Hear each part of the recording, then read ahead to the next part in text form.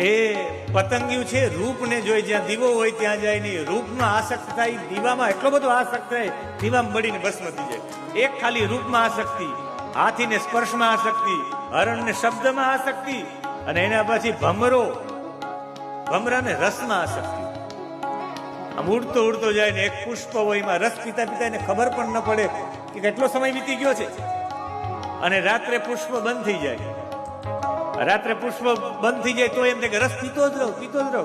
એ વિચાર રાખે, રાત્રિ ગમિષ્યતિ ભવિષ્યતિ સુપ્રભાતમ ભાસ્વાનો દેશ્યતિ હસિષ્યતિ પંકજ સ્ત્રી ઇત્થમ વિચિંત્યતિ કોશ ગતે દ્વિરેફે હા હંત હંત નલિનીમ ગજ ઉજ્જહાર. કવિ કહે કે એ વિચારે ભમરો, રાત્રિ ગમિષ્યતિ, રાત્રિ જતી રહેશે, ભવિષ્યથી સુપ્રભાતમ, સવાર થશે ને સૂર્ય ઉદિત થશે એટલે કમળ પાછું ખીલશે, પુષ્પ ખીલશે ને ઉડી જાય. રાત્રિ ગમિષ્યતિ ભવિષ્યથી સુપ્રભાત ભાસ્વાન અનુદેશ્યતિ, સૂર્ય ઉદિત થશે, અને હસિષ્યતિ પંકજ શ્રી, પંકજ એટલે કમળ, હસિષ્યતિ આમ હસશે, હસશે એટલે ખીલશે. કવિની કલ્પના જો ખીલશે એમ નહીં, હસિષ્યતિ હસશે, આમ પંકજ ખીલશે.